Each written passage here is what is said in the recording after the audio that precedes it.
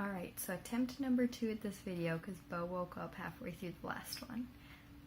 Anyway, today was our allergist appointment and it was a crap show. So pretty much from the moment that the doctor walked into the room, it was very apparent that he already knew exactly what he was going to tell us, despite not knowing anything about us and knowing pretty much nothing about what was going on. And that advice was to go see a GI.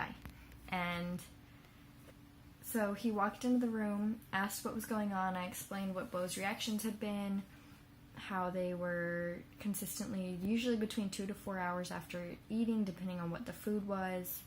That,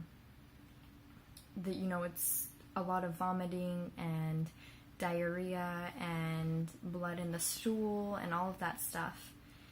And he was like, I guess I didn't make it clear that Bo was doing better he is doing better now that I've cut out a lot of the problem foods that I found. I've cut out all the foods that I realized cause him issues.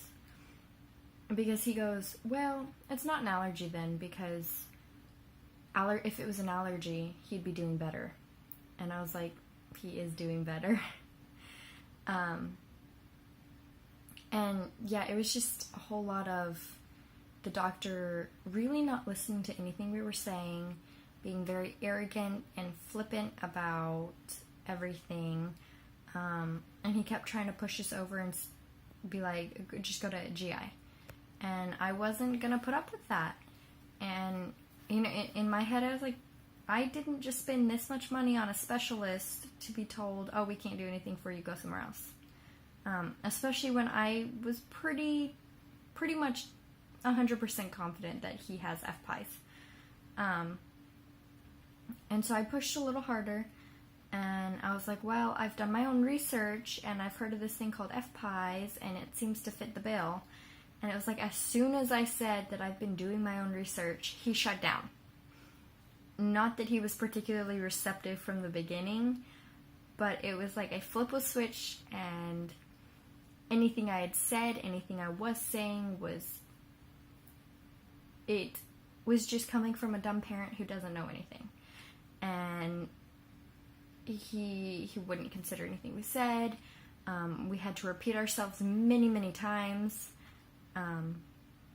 Michael even had to step in. Michael was kind of taking the back, and I was kind of taking the lead and explaining everything. And there were a few times Michael had to step in and repeat things that I had already said multiple times because the doctor was just not listening.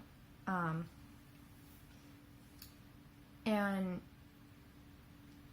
it went on, and the doctor basically was telling me I was wrong and that Bo doesn't fit the bill for FPIES, which is totally wrong. He fits almost textbook. And he continued, and he went on, and he finally agreed that it could be FPIES. Now, the thing with FPIES is there is no diagnostic testing. The only way to know is through what parents are seeing through foods that is being eaten, and some doctors will do oral food challenges, but that's iffy. For a lot of kids, it's not a good choice to do. And obviously, we can't do an oral food challenge with Bo, so it has to be based on what we're seeing at home. Now, the thing is, I take a lot of pictures and videos of his reactions, including like his diapers, the blood in them, how severe his reactions are. And also, I kept a month-long food and reaction journal. At the same time, I was taking all those pictures and videos so I could get it all correlating. And he didn't look at any of them. He didn't look at anything. I don't even think he looked at the list of foods that Bo reacts to that the nurse had written down just a few minutes before he came into the room. And yeah, it was just all very flippant and not listening to us. And eventually, like I said, he finally agreed that it could be FPIES, but because there's no diagnostic test, he didn't feel comfortable saying yes, it for sure is. But basically, he gave us a tentative diagnosis of FPIES. And so I pushed it a little bit more, and I was like, okay, well, what about an ER letter? Because a lot of parents with FPIES have issues with the ER believing them and doing the treatment that is needed when they have to take their kids in to the ER for a reaction. And after arguing with him about that for a while, where he basically told me I was wrong, and if an ER doesn't treat how he needs to be treated, drive to another ER, which where we live, that could be a 20-minute drive potentially, without not including traffic, which when your child is in shock can be life-threatening. An extra 20 minutes could be serious. And so after pushing some more, he finally wrote us an ER letter, just stating what the correct care is. And he kept trying to push us to a GI and a nutritionist, which I do agree we had plans to go to them anyway, because we will need more help with this, and just to make sure there's nothing going on internally, no damage, like irreversible damage that's being done or anything like that. But he was very unhelpful. And then he went on to tell me outright lies. And the only reason I know they're lies is because the FPIES Foundation worked with a lot of doctors all over the country, and they compiled a ton of information and studies and came up with a diagnostic guideline, and just basically tells more information about FPIES, how to diagnose it, what to look for, common trigger foods, all of that. And I've read that, and according to that, a lot of the things he was telling us were outright lies. Some of those including, he told me to 100% wean Bo off of breast milk at 6 months old and put him on only solids, which is crazy. No infant that young can process the solids enough to live off of only solids. They have to have breast milk or formula as well. It just, his reasoning behind that was so that he could control exactly what Bo was ingesting. But I actually called him out on that one, and I was like, I'd rather my child get the nutrition he needs than potentially react to every single solid out there right now. It just doesn't make sense. And I did call him out on that, and he wasn't too pleased about that, but I don't care. And then he went on and continued with things like, oh, well, FPIES is outgrown by 1 year old, which is another lie. According to the research that they found, I want to say the average age that kids outgrow FPIES is between 3 and 5 years old. I think that's what I saw. 3 years is kind of the average that I keep hearing. And then he told us that FPIES only has 1 or 2 triggers, which is so wrong. It can literally be anything can be a trigger for FPIES. He did later go back and correct that and say, well, no, there can be anything, but it's so rare. And he really put emphasis on it's so rare, and he really insinuated that because it's so rare, that can't be what is going on with Bo. And there were a few other things, but yet, like I said, he did eventually write us an ER letter. And one of the biggest, scariest parts of FPIES is the shock. If your kid reacts in a way that they go into shock, it can become life-threatening. And Bo has gone into shock before. And so I didn't recognize it because I didn't know what I was looking for. And I specifically asked, okay, what do we do in the case of, or rather, what symptoms do we look for to determine if he's in shock, or determine if he's moving towards shock? And what is that line that we need to know that at this point you need to go in, but before that you're fine to stay home and handle it at home and try to rehydrate? And he just kept talking in circles, didn't really ever give us an answer.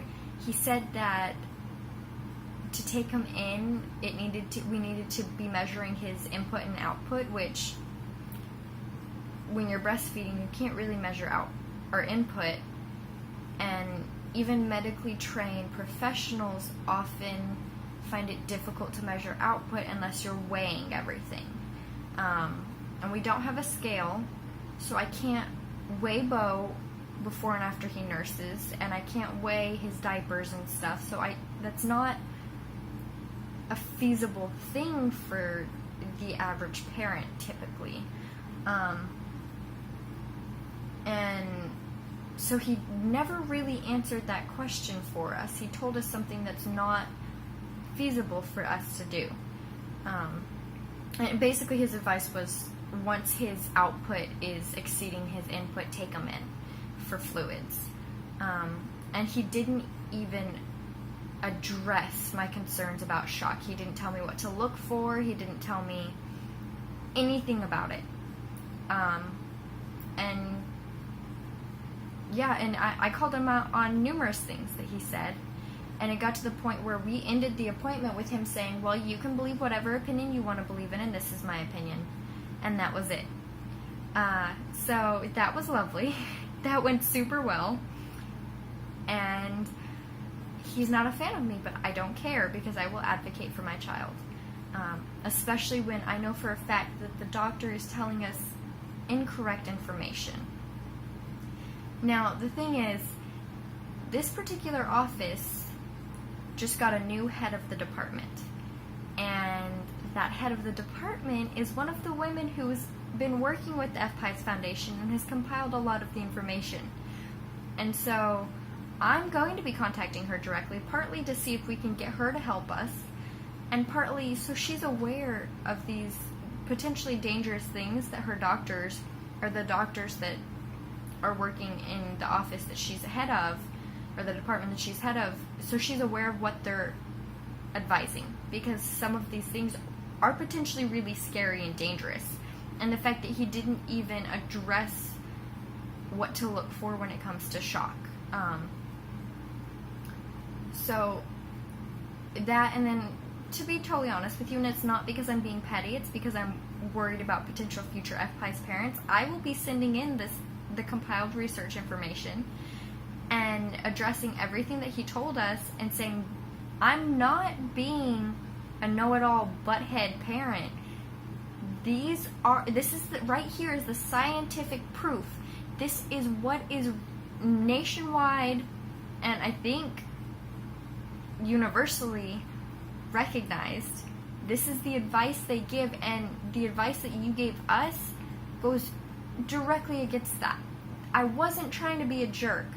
I'm just trying to make sure that we have the correct information. So I will be contacting his office and him directly and showing him where I got my information from, so that he sees that he is wrong.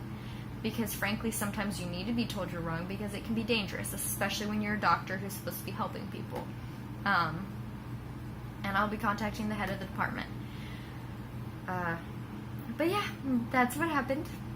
I think some of my favorites were the breastfeeding thing. That thing just threw me for a loop. I was like, are you crazy?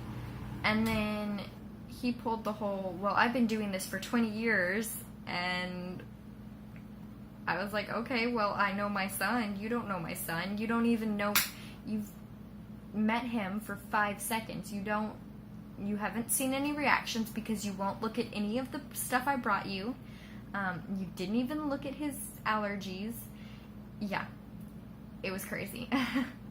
And then just kind of as a cherry on top, this hospital gives an outpatient form, and it basically is just a summary of like the bill and what happened at the appointment, what was discussed, any new medications that you're supposed to start, anything like that. And one of the little boxes is an updated allergy list, because it's an allergist's office. And they have listed that there are no known drug or food allergies, despite me telling them the 6 foods he has 100% for sure reacted to, and the 3 other potentials that I'm almost positive he's reacting to. I just haven't trialed them again. So that's great. Makes no sense.